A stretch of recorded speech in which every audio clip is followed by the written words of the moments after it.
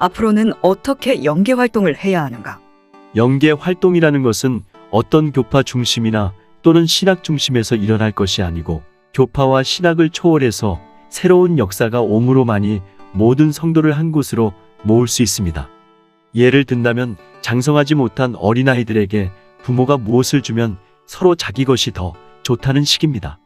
금일의 기독교는 장부의 영계로 올라가야만 될 것입니다. 교파를 초월하여 십자가를 바로 전하는 교회는 하나같이 중생의 역사가 있습니다. 그러나 중생으로 기독교의 영계 활동이 끝이 아니고 중생받은 사람이 자라나가 장부와 같은 신앙 단계에 들어가서 철장 권세를 받는 것이 신앙 장성의 초점이 될 것입니다. 그러므로 철장 권세의 역사를 받는 단계에 들어가기 전에는 여러 가지 영계의 계급이 차이가 있으므로 하나 되기가 어려운 것입니다. 예를 든다면 높은 산에 올라가는 사람들이 그 길에서 서로 보는 관찰이 다를 수가 있는 것입니다. 왜냐하면 같은 산이라도 상봉에 올라간 자와 산중턱에 있는 자와 산 밑에 있는 자의 관찰이 맞지를 않을 것입니다. 이와 같이 철장 권세를 받는 자는 하나같이 산 위에 올라간 자라야 받을 것입니다.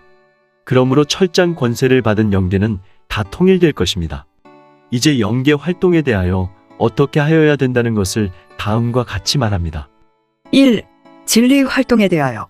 이미 십자가를 믿음으로 중생받은 자들에게 십자가의 도리를 말하는 것으로 전부가 아니고 십자가의 도를 믿는 자로서 앞으로의 여러 가지 난국을 어떻게 돌파해 나간다는 진리를 가르쳐 주어야만 될 것입니다.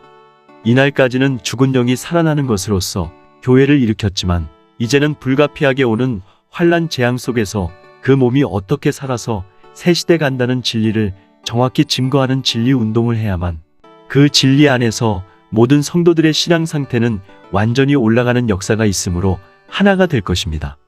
만일 기독교가 지금 이 시국의 몸의 구원론을 가르치지 못한다면 하나님의 역사는 나리지 않을 것입니다. 왜냐하면 하나님은 진리를 따라 역사하는 것이니 기독교는 이제 모든 신자들에게 새로운 진리로서 새 시대로 인도하는 역사가 없이는 도저히 새로운 발전을 볼 수 없을 것입니다. 2.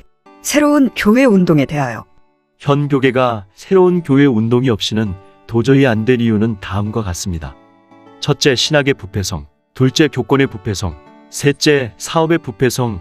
이 세 가지 부패는 새로운 교회가 나와서 활동하기 전에는 그 부패 아래서 도저히 진리 운동을 바로 할 수가 없기 때문입니다. 왜냐하면 신학교에서 가르치는 것이 성경과 대적이 되는 교훈이요, 교권자들의 소위 행정이라 하는 일들이 성경과 대적이 되고, 소위 교육 사업이니 자선 사업이니 하는 등의 사업은 성경과는 대적이 되는 인물들이 하고 있습니다. 그러므로 새로운 촛대교회가 나옴으로만이 영계를 바로 잡고 진리를 혼선이 없이 바로 잡아 가르칠 수 있을 것입니다. 진리를 모르는 자들이 주권을 쥐고 진리를 바로 증거하는 종을 대적하는 교계가 되었기 때문입니다. 구약 말기에 참된 예언을 하는 종들을 거짓 선지들이 탄압을 할 때에 하나님은 진노하셔서 아스로와 바벨론을 들어서 예루살렘을 친 것 같이 종말의 환란도 진리의 종이 거짓 선지에게 압박을 받는 환란이 올 때에 하나님의 진노가 나리는 것입니다. 그러므로 진노의 날에 남은 교회가 되려면 새로운 촛대 교회가 나와야만 합니다. 3. 강권 역사가 있어야만 합니다.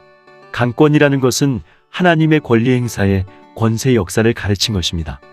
원수를 무찌르고 나가는 역사가 아니고는 악한 시대에 도저히 진리를 바로 증거할 수가 없으므로 하나님께서 종에게 권세를 맡겨 재앙으로 땅을 치며 복음을 전하게 하십니다. 이렇게 하는 것은 저 그리스도의 정권 아래서 택한 백성을 찾기 위한 하나님의 강권 역사라고 봅니다. 진노의 날의 종은 하나님이 권세 있게 씀으로써 완전 승리를 이루게 되는 것이니 이것은 지상 왕국을 완전히 이루는 권세의 역사이기 때문입니다. 끝으로 말하자면 지금 기독교는 새로운 역사가 오지 않고는 큰 위기를 모면할 수가 없을 것입니다. 아멘.